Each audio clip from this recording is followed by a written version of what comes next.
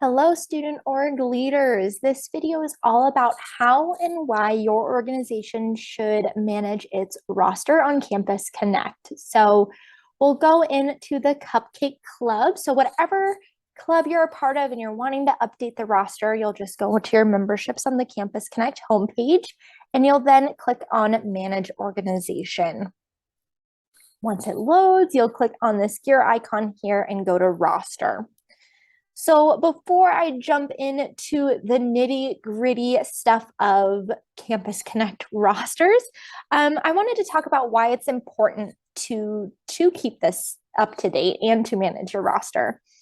So anytime that students come into our office and want to get involved, we send them to Campus Connect.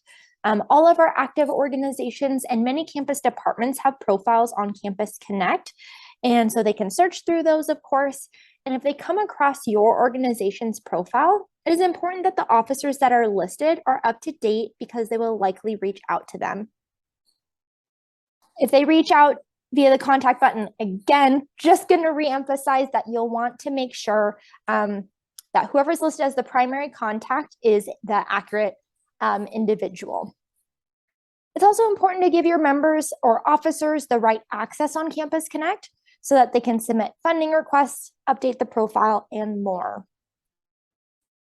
So all in all, keeping your organization's roster up to date helps ensure the correct individuals have access to manage the organization's profile, have access to different documents and news articles, and they can host elections and more. There's a lot of features on Campus Connect. Keeping your roster up to date also helps you keep an accurate record of your membership, and it can help ensure you are messaging the right people if you choose to use the Campus Connect messaging tool, which I'll go into in just a minute. And it's important that your student organization updates its roster on Campus Connect at least once a year. It might be beneficial to do it at the end of each semester as students graduate or maybe leave the student organization, and so on and so forth. So now we'll kind of go into the nitty-gritty, and I'll show you how you can utilize or best utilize your organization's roster. So to start, we'll go into managing positions. So positions in Campus Connect, so you can see there's a little kind of tab. I don't know if tab is the right word, but little section right here for positions. And these help organizations keep an accurate record of their membership and determine what members have access to manage various aspects of the organization's profile. So here, those members with the correct permissions can update positions to ensure the roster is up to date, and certain members have the proper Campus Connect access. Managing positions is especially important in times of transition. When your organization transitions leadership, likely maybe it's at the end of the semester, at the end of the school year, it's important that members who currently have management access to edit the profile update the roster so those incoming leaders have the appropriate access. So when updating members' positions, you can click on the blue icon, the blue pencil icon next to their name in the roster. So let's say Josh is graduating and Harry is now going to be the president for the next year. You'll click on that blue icon and you can click on president and save. And then because Josh is graduating, you will want to end Josh's membership. So to do that, you just click on the box next to Josh's name and click end membership. Along with managing positions down here, you can do more of that up here under this manage positions button. So you can go in and you can look at the different management access that different positions have. So you can see that the president listed as an officer and they have all access. You can also create new positions. So this is an opportunity for you to really make your Campus Connect page your own, add positions that make sense for your organization, because not all organizations follow the typical structure of president, vice president, secretary, and so on. So let's say you want to have a communication director.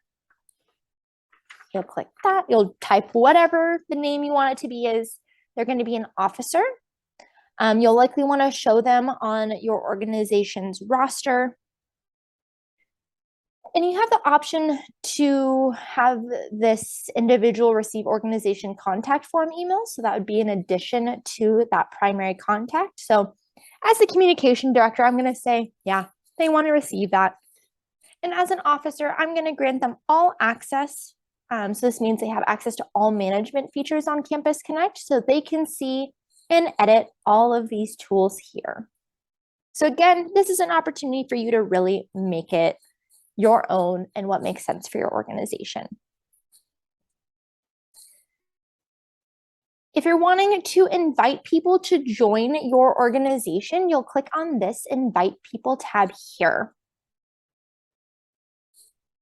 And it's going to ask for you to enter their email address. So it says the school email, but we have found that some student organizations have run into issues with this. And we realized that not all students have their school email associated with their Campus Connect account. So you'll need to know what email is associated with the student's account, which is a little tricky and a little annoying. But to do that, you could reach out to the student and have them check. So to check what email is associated, they'll click on their profile in the top right here, and they'll click on this blue pencil icon here, and they'll scroll down and they can see their campus email address. So whatever is listed right here is what you will need to add as the email address when you are inviting people to join your organization. If this sounds like a lot of work and way too complicated, an easier way is to have students search for your profile on Campus Connect. So we'll go to the Accounting Club, sure thing, and they can request or click on this join button here. So that is an easier way to do it because you don't have to know what the correct email is. If students do request to join your organization by clicking on that button, they will show up under the Perspective tab here, and you can approve or deny those requests. If you do end up sending invitations to people, they will show up under Pending until they accept that invitation. Once they accept that invitation, they will show up under your current members here. As I mentioned previously, students can send you messages through the contact button. So let me go back to the Accounting Club. So all organizations' profiles will have this button here, and so they can click on that and they can send you a message. So for this club, this is the individual that would be receiving this contact information or this message, excuse me. And so you'll want to make sure that that person is accurate. So to change that, again, you go to your roster. This is all about rosters, and you'll see your primary contact listed here. You can edit this and you can change who those people are. But essentially, you want your primary contact to be someone that is accessible and regularly checks their email notifications so that they can get back to students and respond to these different involvement inquiries.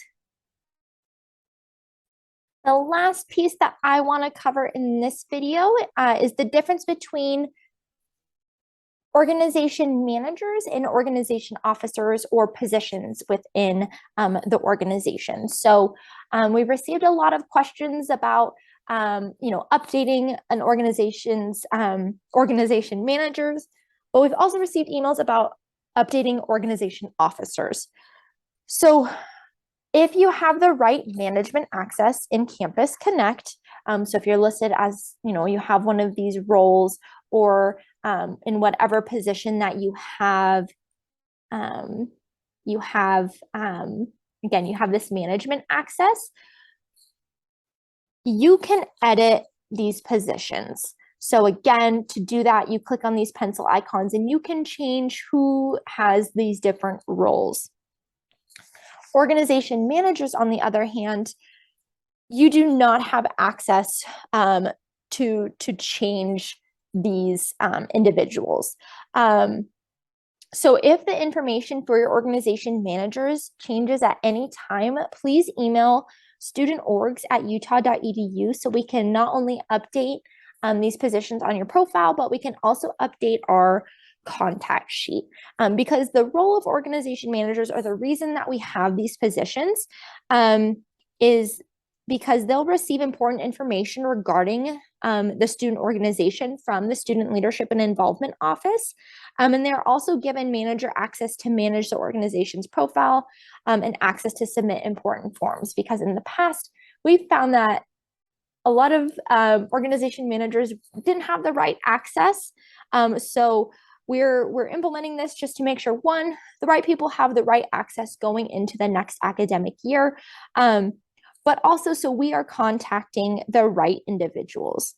So you have likely, or hopefully, or should have sent over the contact information for 3 organization managers. So this is the first and last name and their email, so their university email.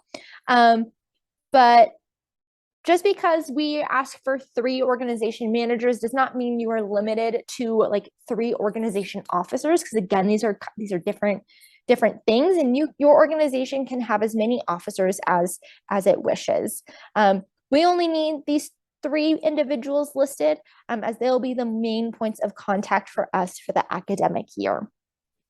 So that was a lot of information. Campus Connect is kind of tricky, and there are a lot of different ways to, again, manage your roster. But if you have any questions whatsoever, or you want just a more thorough walkthrough of Campus Connect, please go ahead and email us. Again, that email is studentorgs@utah.edu. We also have some great tools that are available to you. So let me go to the Campus Connect homepage. And here we have our Campus Connect guidebook linked. So if you're like, oh my gosh, this video, there was so much, I want a more condensed version of this, the Campus Connect guidebook will walk you through all of that. So again, any questions you have whatsoever, please do not hesitate to reach out.